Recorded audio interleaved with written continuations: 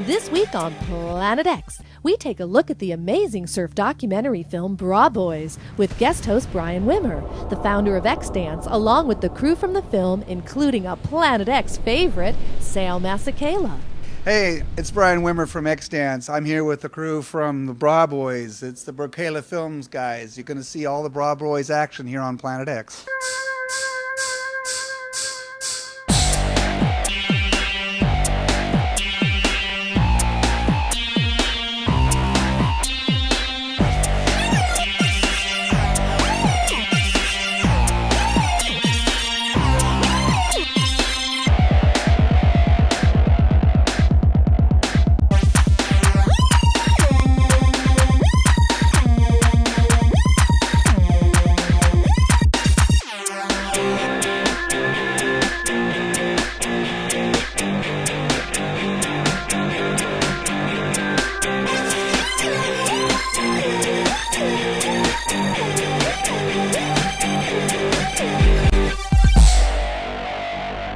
Why don't we take a look at a trailer from our fantastic film released by Brokela Films this year, Bra Boys. Have a look.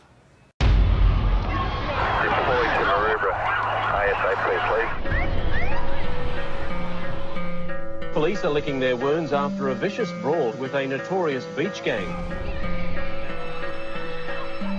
They call us a gang, they call us all these names. We're not a gang, it was a fight and we won.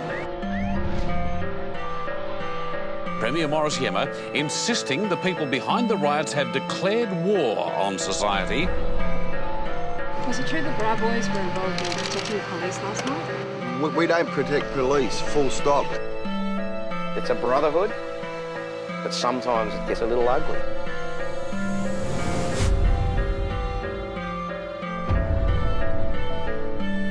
At the core of this story are the Aberton brothers, Sonny, Jai and Kobe.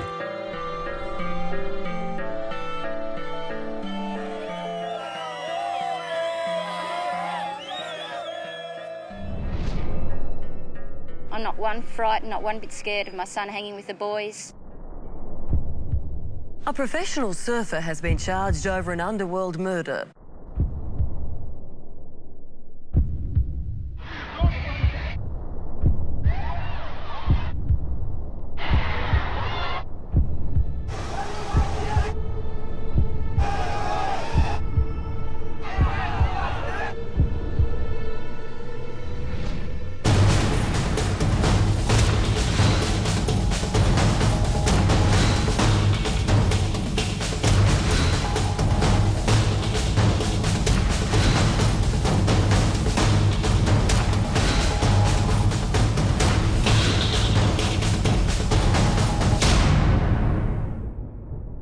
Hey, what's up? This is Sal Masekela, original host of Planet X, and you can catch Bra Boys right here on Planet X.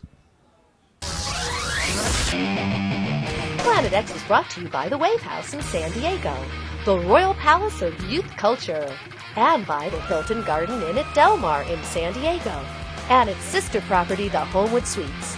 Finally, a hotel that's like a home, and also the official hotel for Planet X Television. So Sal, these days extremely busy, boy. We're really lucky to have had you here tonight. You've got all kinds of stuff going on TV. I mean, I see you all over the place, from the X Games to Daily 10. Tell us about how you got into, let's say, the Daily 10. What's the history there, and what is that for you? Well, you know, there's really the history for me starts with this microphone right here. In 1996, a guy by the name of Don Durbin came up to me at the Board Aid event. He was supposed to have a guy there that was supposed to interview the Birdman, Tony Hawk, and that dude wasn't there, and I happened to be there, and I was the MC of the event, and I did an interview with him with Tony, and that sort of set off my little foray into television as something I did on the side, where we went and we sort of went after and poached as many action sports lifestyle events as we could, and got into the lifestyle of it. Bang.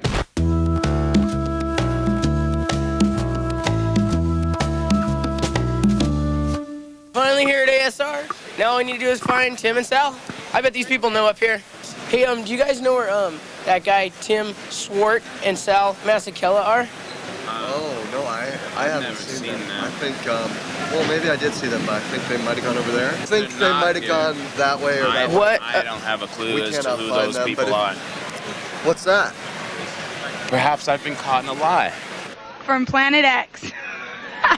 But I don't still know who Tim or Sal is.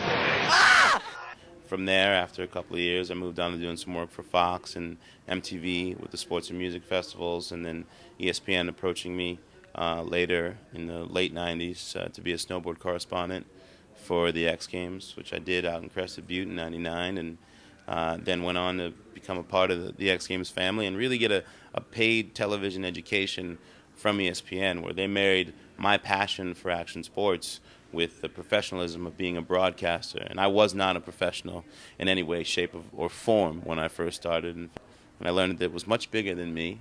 And they took me on a nice ride, and one in which they developed and grew me into being the host of the X Games. And from there, you know, I had been working at the time on the side still within the action sports industry and marketing, clothing companies. I'd worked at Planet Earth for a long time. I started at Transworld. I had started a brand with some friends, dear friends of mine, called Alphanumeric. It was a streetwear and snowboarding outerwear line. And at a certain point, the ESPN thing and the clothing and marketing thing was too much, and so I left and just pursued television. And it was around 2003 that I realized I had a shot to actually take being a television broadcaster to another level. So I packed up my U-Haul truck and left my beloved Encinitas, California, and moved to Los Angeles to see if I could make my way into television, the broader end of television outside of action sports. And it took a little while. It took a long while. It was actually like trying to break into the action sports industry all over again. But in 2006, I got a gig at E! Entertainment, hosting a daily entertainment news show called The Daily 10 that you get to do sort of in a tongue-in-cheek sort of a way. But the nice thing was that they didn't ask me to be anyone other than who I was, and I was able to sort of maintain my personality and have fun poking fun at the fact that people feed on this stuff like it's the very sustenance of life, the sort of daily entertainment news stuff. And I've been very lucky to be able to marry that end of sort of young popular entertainment with, you know, the action sports culture, and X Games and the Daily 10 they treat me well. And the winner is, for Best Documentary, The Bra Boys. Bra Boys are doing it larger in Park City. First day on the mountain, sick, beautiful weather, beautiful snow. Yeah, it's been a good trip so far. We had a really good screening the other night. They said it was one of the biggest screenings they've ever had in the history of the X Dance Film Festival. We're stoked. Bra Boys, Utah, 2008. G'day, Utah.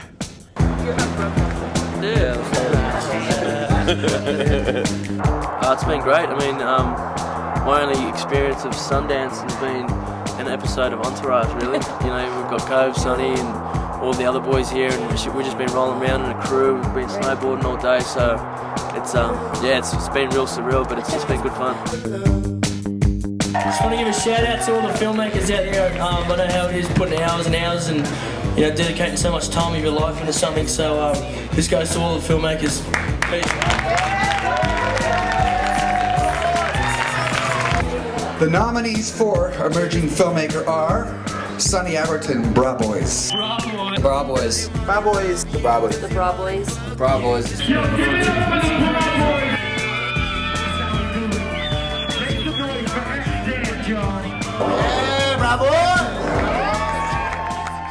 We will be back with more coverage of Bra Boys with our guest host Brian Wimmer and his interview with the film's producer Jason Bird, only on Planet X.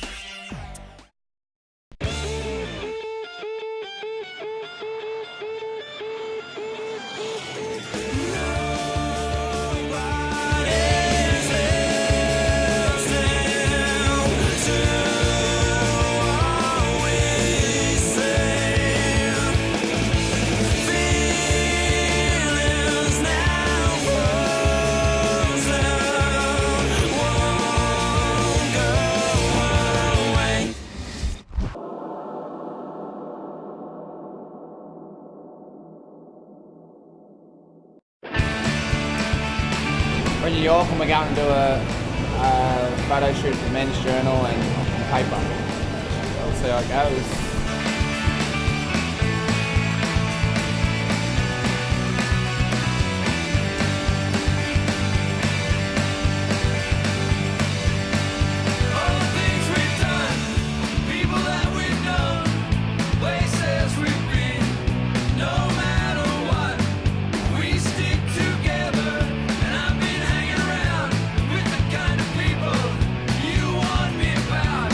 Yeah, Bruce, Vegas, baby.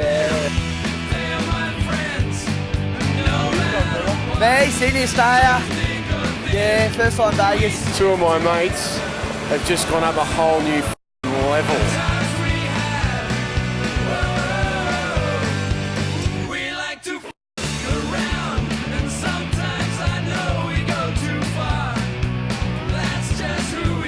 Yeah, we do. Tell me about Bra Boys. I mean, it's a landmark piece. Tell me, I mean, I think it's one of the greatest action sports films. It's just set a new standard. Tell us about the inspiration of it, where it came from, where it's going, what's going on with it. Well, I think for the Bra Boys and making this film, and Sonny and Macario and Kobe and everyone getting together to put this film, it was really more about kind of dismantling the media's portrayal of this group of kids from Maroubra, you know, this suburb of South Sydney where there was just, you know, poverty next to beauty. You know, the housing commission is next to the beach, and you know they were getting into a lot of trouble and being portrayed as these criminal gangsters. And you know, at a certain point, you can only take so much of just absolute disrespect to what you stand for as a human being. And you know, the idea for the film was to be given out to board rider clubs around Australia to be able to kind of let other areas of Australia, you know, feel what they were dealing with. And if other people were dealing with that, this would hopefully be like an inspiration to those people. Well, add a murder, you know, add the Sydney race riots, add Kobe's just absolute, you know, passion and raw talent for surfing, and it turned into something obviously much bigger than just a video for the board rider clubs. And so I think from all these different, you know, social events happening that, you know, affected the country of Australia, and really now today affecting the world in the way we think about, you know, surfing, it was a story that had to be told. And you know, when we found out about this story, I mean, Sal's, you know, a longtime surfer, and you know, Kobe, a top 45 surfer, you know, all of a sudden arrested for, you know, accessory to murder. He, you know, it took him by storm, and so he knew about the story for a long time. And when I had, you know, gotten the story from Gus down in and Ian down in Australia, you know, I couldn't believe it. I knew it was a film that was right in line with what we were doing with our company, and taking these action sports films and giving them a much bigger audience and a much bigger environment for the world to see that, you know, these aren't, you know, punk surfers, or these aren't, you know, rich white boy surfers, you know, in the middle of, you know, this beautiful sunshiny state of California, that there's some real raw gritty that takes place in surf culture. And so I mean, you know, that's basically, you know, how it turned into a real movie, is, you know, the need for this story, so special as it is, to be able to be, you know, brought out to the world. You know, having Russell Crowe narrate it doesn't really hurt either. He really kind of gives it that ability to, you know, to move from, you know, the action sports area to mainstream culture. I mean, you know, there's a lot of people know about the Bra Boys now in the States, and you know, we wouldn't have gotten behind it if it didn't have a real story and you know, a real angle, a social angle to it.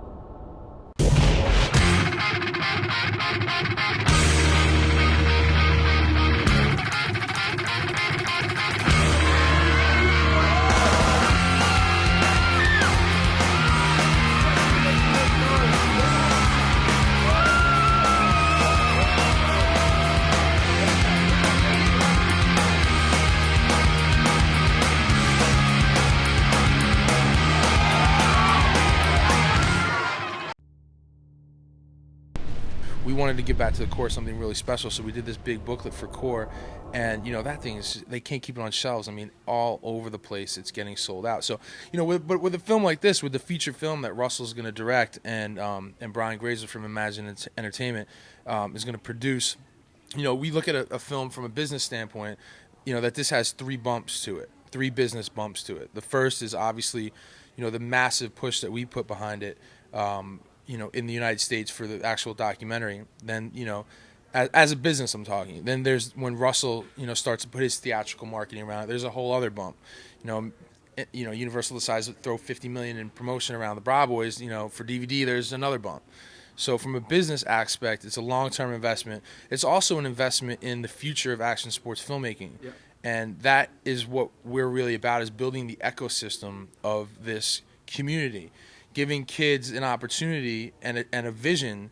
And not so much a vision, but giving them a milestones to reach, to be able to build their films to have these types of legs, because that's what it's really about. We could be the only guys out there doing this and concentrating on distributing these movies, in a big light, but it's about building those younger companies, and also showing the vision to the companies that have been around. Like, your films just don't have to go to Corps shops. I mean, Corps shops are what run who we are, but there's a huge audience out there that's this world that deserves to hear these special stories. I mean, we can keep it closed all day, but showing these stories to the world is it's rewarding, and it sheds light onto a beautiful culture that has given me everything I've had. All the music videos I've directed, all the documentaries, everything that I've done outside of action sports is solely because of action sports. Action sports gave me my style. It gave me my roots. It gave me everything that makes up who I am. And we're just here to give back and to help build this environment. Like companies like yourself with X-Dance, I mean, we believe in this festival, and we will support this festival 1,000 times over, because it's about the films, and it's about the kids, and it's about building the ecosystem of this business. If we don't continue to build this ecosystem, it's just going to keep being where it is, or who knows. So that's our vision, is to take these action sports films that matter, and just and bring it out to the world. Yeah, that's kind of the mantra for X-Dance is bringing it to the mass market. It doesn't mean the Corps can't appreciate it. It's like what you were talking about. We have to pay tribute to the Corps, which brought us here. Take what they appreciate the most and then lift it to another level. Yep. And that's what you guys have been doing such a great job with at Berkala Films and Bra Boys. If you haven't seen Bra Boys, you got to check out Bra Boys. You'll see a lot of the action here on Planet X, so you guys stay tuned here, all right? They come from such a broken home and such a hardcore life, but they yet stuck together as brothers, and I think that's something that needs to be said, and I think this movie was an awesome, portrait of how people stick together through tough times. That's the whole thing, and we wouldn't have survived if we were one out or, by ourselves. Not survive as in fighting or anything like that, survive as in having no one to turn to in times of need. And to have that is something big. Blood-stained drag marks led police to Mistral Point at Maroubra. 20 metres below the cliff, they found the naked body of Tony Hines. Kobe's older brother, Jai Aberton, has been charged with the murder. The family will be issuing a statement tomorrow. 6 months into Jai's incarceration, Kobe was arrested by police for refusing to assist with the investigation. It was incomprehensible to maybe lose 2 brothers to a prison cell for the rest of their lives. And that if we could get the facts before the jury, then the facts would show that Jai couldn't have acted in any other way.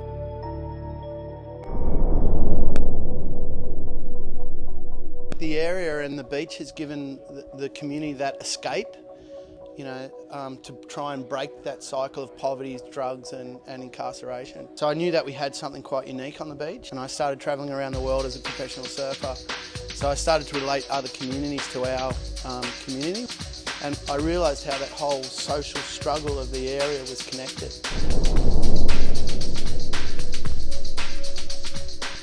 If you had a beach by every ghetto, I think it'll work in everyone's favour. You know, it's given me every opportunity I've had in life so far. The best example I can give is the making of this film and being here in Los Angeles, the other side of the world. Who would have thought? I really believe that surfing has given me my life, and if I didn't surf, I reckon I'd be in jail or dead. We will be back with more with Bra Boys right after this. I was facing 15 years in jail if I was found guilty. I'm just ringing up to see how that swell is in Tahiti.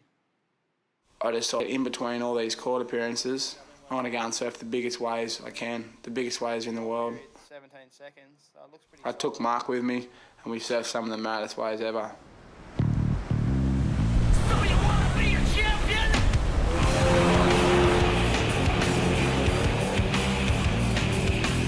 No one stepped it up more than Kobe, you know. He was like, this is it. I'm going to go out with a bang. I'm going to throw it all on the line, just in case I never get the chance to do it again.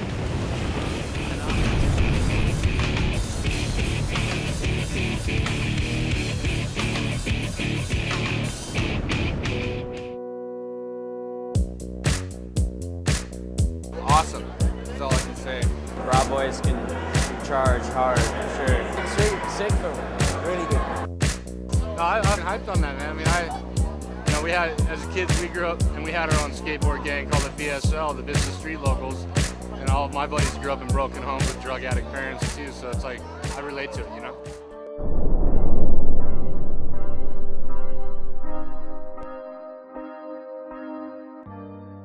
The theme of our whole brotherhood is sticking together and being united. I mean, that's why we're here with everyone as well, is because, you know, our friends and the whole brotherhood have come through this whole roller coaster ride of the documentary. And now that it's a success, it's important that everyone shares a part of that as well. My Brother's Keeper is such a great thing, and it talks about taking care of your brother in no matter what situation. I had this tattooed on me 8 years ago, and now it really put me in a position to say, "Are you my brother's keeper?" I yelled, "Yes, I am." We tried to make it a true representation of our lives, and we knew that would be quite shocking to people, you know. So I think that was our, you know, our one worry is it too much? Is it too in your face? But we knew that it'd make for exciting viewing anyway.